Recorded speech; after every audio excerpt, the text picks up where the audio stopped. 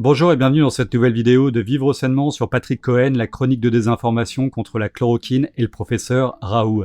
Aujourd'hui, je vais faire la critique d'une chronique à charge du pseudo-journaliste Patrick Cohen dans l'émission de propagande macrotiste C'est à vous. Vous allez voir qu'encore une fois, il fait preuve de mensonges, fake news et autres assemblages d'idées malsaines pour manipuler l'opinion. Bref, du Patrick Cohen. Partagez un max cette vidéo avant qu'elle ne soit censurée. Allez, on commence tout de suite. Bien, on peut parler d'un succès mondial. La publicité faite par Donald Trump a fait exploser les demandes et les prescriptions. Au Maghreb, en Afrique, en Amérique latine, le médicament a parfois été en rupture. Et dans tous ces pays, des centaines de milliers de personnes sont convaincues d'avoir été guéries ou protégés à l'hydroxychloroquine. Donc là, il commence son réquisitoire contre la chloroquine et le professeur Raoult par des sourires malsains, sur un sujet de santé publique où le nombre de morts se compte en centaines de milliers dans le monde. Il arbore également un ton moqueur dans lequel il parle de la publicité faite par Trump, comme si c'était une mauvaise chose que Trump ait trouvé la piste de la chloroquine intéressante. Je rappelle qu'à l'heure actuelle, de plus en plus de médecins américains et mondiaux rapportent l'efficacité de la chloroquine, dont le docteur Zelenko qui a soigné plus de 1400 patients avec le traitement du professeur Raoult, avec un taux de succès de 99,99% et seulement 2 morts. Il est en train de publier son étude que nous devrions avoir d'ici quelques jours. Ensuite, il parle de quelques centaines de milliers de personnes qui sont convaincues d'avoir été guéries ou protégées par la chloroquine.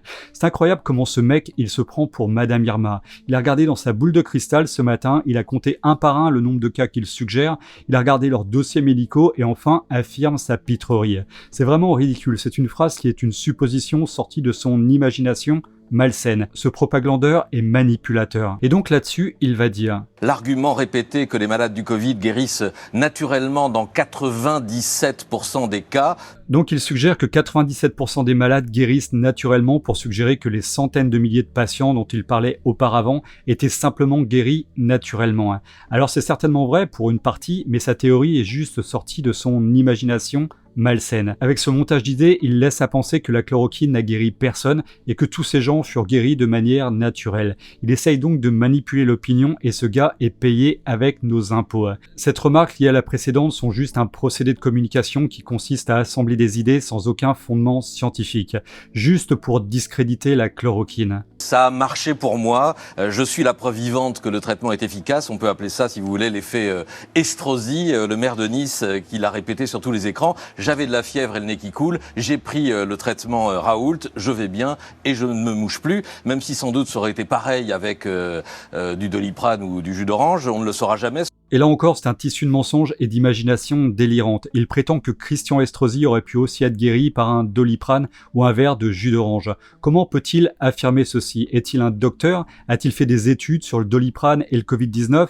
Le jus d'orange et le Covid-19? A-t-il vu le dossier médical de Christian Estrosi? Est-ce qu'il sait que Christian Estrosi fut diagnostiqué avec le Covid-19? Sait-il qu'il a été guéri en 6 jours, alors que le portage viral du Covid-19 est de 21 jours? Sait-il que Christian Estrosi a 64 ans et que donc le taux de mortalité dans cette tranche d'âge est plus élevé que celui dans la population générale? Bref, c'est encore juste quelques idées machiavéliques de ce soldat du système pour tourner en dérision la chloroquine. Que disent les scientifiques aujourd'hui? Alors il y a un changement. Au début, les scientifiques reprochaient surtout à Didier Raoult de produire du buzz plutôt que de la science, sa communication débridée, ses certitudes et son ton péremptoire. Je suis un grand savant, moi je sais de quoi je parle, le Covid sera l'infection respiratoire la plus facile à traiter, ceux qui disent le contraire sont des fous, ceux qui me critiquent ne sont pas des vrais médecins. Tout cela est très inhabituel dans ce milieu parce que les chercheurs ont pour principe de convaincre leurs collègues que leurs hypothèses sont les bonnes. Alors là, pour discréditer le professeur Raoult, il fait un assemblage de mots sortis de leur contexte pour les assembler, afin de ressortir de cet assemblage un homme orgueilleux qui serait très imbu de sa personne. Il est vrai que le professeur Raoult les a dit, mais il faut remettre ces mots dans leur contexte. Il fut attaqué de toutes parts par des médecins corrompus qui le traitaient de charlatan, de druide, de prophète, etc.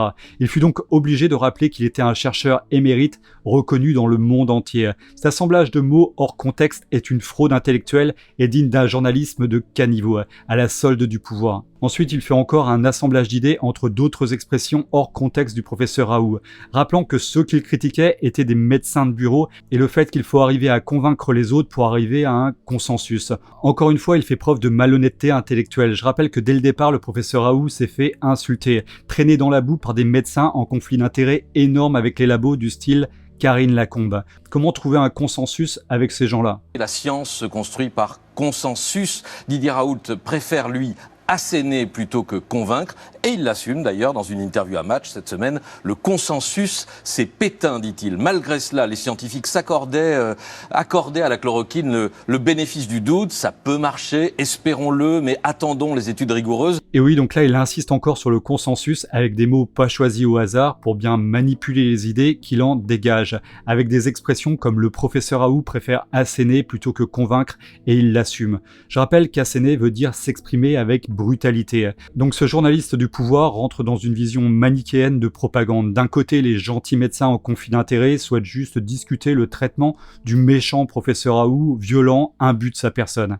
Il parle alors d'une autre expression du professeur Raoult sortie de son contexte. Le consensus, c'est Pétain. Alors en fait, ce qu'il dit vraiment dans son contexte, c'est qu'on ne peut pas mener une guerre avec des gens consensuels. Avant de lâcher plus loin, le consensus, c'est Pétain, insupportable, on ne peut pas décider de cette manière. Donc on voit encore comment une expression sortie de son contexte peut dire tout et son contraire, et arranger des journalistes sans scrupules. Ce que dit le professeur Raoult, c'est qu'un consensus en temps de guerre n'est pas possible. Il faut traiter des gens en urgence. Ensuite, le pseudo-journaliste continue dans sa vision manichéenne des gentils médecins qui disaient qu'ils n'étaient pas contre la chloroquine et qu'il fallait attendre des études rigoureuses pour démontrer les effets. Et comme on le sait maintenant, ces études sont interminables et falsifiées dans 99% des cas. 18 essais cliniques sont en cours en France, une centaine dans le monde, mais depuis, études et observations se sont accumulées. Aucune ne s'est montrée ni spectaculaire, ni même encourageante, et des alertes sanitaires ont été lancées en Europe et aux États-Unis sur les effets toxiques du protocole Raoult, avec des risques cardiaques graves. Une centaine d'accidents recensés en France, c'était les chiffres de la semaine dernière, 7 arrêts du cœur et au moins 4 décès liés à la prise du traitement. Et voilà, donc là, il fait référence à des études où la chloroquine était donnée à très forte dose pour créer des problèmes cardiaques, ou à très petite dose pour que le traitement ne fonctionne pas. D'autres études encore où la chloroquine était donnée sans l'antibiotique recommandé par le professeur Raoult, l'azithromycine, ou encore d'autres études où la chloroquine était donnée à des vétérans de l'armée américaine qui étaient dans un état grave de dépression respiratoire. Bref, des études viciées pour discréditer la chloroquine et reprises par ce colporteur de mensonges. Il part encore sur toute une série de mensonges en parlant des accidents cardiaques, car l'ANSM fut obligée, sous la pression des avocats du collectif de médecins C19, de remettre un rapport sur la toxicité de la chloroquine. En fait, la chloroquine, en 2 ans, avec plus de 4 millions de boîtes vendues en France, n'eut qu'un seul mort. Donc ce que laisse entendre ce scieur de pompe n'est juste qu'un tissu de baliverne. La presse scientifique internationale est de plus en plus sévère. Vous voyez ce dernier papier paru dans Nature, l'une des revues les plus réputées. Le battage médiatique sur la chloroquine a fait dérailler la recherche de traitement. Il parle dans cet extrait d'un article de la revue Nature qui n'a absolument rien de scientifique du tout. C'est plutôt un article politique sans aucun argument crédible et ou approfondi. Vraiment, lisez-le, c'est vide de tout, c'est creux, on dirait un discours à Macron. Mais bref, cet article est utilisé dans la critique Cohen pour renforcer son argumentation. On peut bien remarquer comment il ne s'attarde pas dessus, car oui, au final, il n'y a rien à dire dessus. C'est juste comme s'il brandissait un expert de pacotille pour appuyer ses propos. Alors en face, il y a le poids de l'opinion et des réseaux sociaux entretenus par Raoult, avec des vidéos à plusieurs millions de vues. Les 2 groupes Facebook pro-Raoult les plus importants comptent 500 000 et 250 000 membres qui vont très sûrement pourrir la chronique que je suis en train de faire et sans doute son auteur. Alors là, il est en train de se faire passer pour un martyr, le pauvre chroniqueur qui balance des vérités alors que 500 000 personnes sont dans l'erreur, entraîné par le patron de secte, le méchant professeur Raoult. L'un des problèmes des études Raoult, c'est que ce n'est pas seulement qu'elles ne prouvent rien, c'est qu'elles sont possiblement frauduleuses. Et là, il rentre complètement dans un rôle de juge alors qu'il se base depuis le début de sa chronique uniquement que sur des mensonges. Le quotidien du médecin avait le premier mis les pieds dans le plat il y a 2 semaines. Les travaux du professeur Raoult sont-ils hors la loi? Il faut savoir que les recherches impliquant la personne humaine, les RIPH, sont strictement encadrées. Saisine d'un comité de protection des personnes, demande d'autorisation à l'agence du médicament, consentement éclairé du patient, etc. Donc là, enfin, il dit une vérité. Pour faire des études cliniques, il faut avoir l'accord de l'Agence nationale du médicament. Vous savez, cette agence publique qui est infestée de conflits d'intérêts avec les labos. Les cas les plus énormes de conflits d'intérêts furent révélés avec l'affaire du Mediator. Le 19 décembre 2011, Le Figaro avait révélé que Jean-Michel Alexandre, l'un des plus hauts haut cadre de cette agence avait touché 1,2 million d'euros de la part de Servier entre 2001 et 2009. Les inspecteurs de l'IGAS n'avaient trouvé à cet expert émérite de biologie aucune circonstance atténuante. Les gendarmes chargés de l'enquête avaient passé au crible des documents qui concernaient la société Chris, une entreprise de conseil écran chargée de faire l'intermédiaire entre les labos et les pseudo-experts. Cette société qui servait à rémunérer les cadres de l'Agence nationale du médicament était financée à 25% par le laboratoire Servier et le reste venait de Sanofi et Takeda. Donc voilà, en France, pour avoir l'accord de faire une étude clinique, il faut d'abord passer par cette agence publique payée par nos sous où les conflits d'intérêts avec les labos sont légion. Toute chose dont Didier Raoult s'est affranchi dans ses 2 dernières études. L'agence du médicament a fini par lui demander des comptes. Réponse de l'IHU de Marseille dans un tweet: ce qui a été fait ne rentre pas dans le cadre des recherches impliquant la personne humaine, c'était une étude rétrospective. Là, il parle de la réponse du professeur Raoult comme si c'était quelque chose de grave. C'est juste de la calomnie de sa part. Le professeur Raoult indique que c'est bien une étude rétrospective, car oui, en effet, ils ont traité des malades et enfin observé les résultats. Dans une période de guerre, on soigne, on essaye de sauver des gens, mais visiblement, sauver des gens en dérange beaucoup. En clair, Raoult prétend maintenant qu'il n'a fait que regarder les dossiers médicaux des patients sans traités. intervenir. Mais dans ce cas, on ne peut pas parler d'essais cliniques ni évidemment d'aucune preuve d'efficacité. Et là encore, il essaie de jouer sur les mots en disant que ce n'est pas un essai clinique, en suggérant que seuls les essais cliniques sont une preuve valable. Ce qui est totalement faux. Une étude rétrospective est également une preuve reconnue par la communauté scientifique. Alors restez bien avec nous pour la dernière partie, vous allez voir que ce mec n'est jamais à court d'idées nauséabondes. Une vraie langue de vipère. Abonnez-vous également à la chaîne et rejoignez-nous sur Facebook pour rester en contact si la chaîne venait à être suspendue. Car oui, ça pourrait arriver. Partagez aussi cette vidéo massivement sur les réseaux sociaux car ma chaîne fut limitée en diffusion sur le sujet de la crise. Un dernier point, YouTube a démonétisé toutes les vidéos sur la crise sauf pour les grosses chaînes de news comme BFM TV. Alors j'ai ouvert une cagnotte pour tous ceux qui pourraient m'aider par une cotisation mensuelle. Je vous remercie vraiment tous d'avance.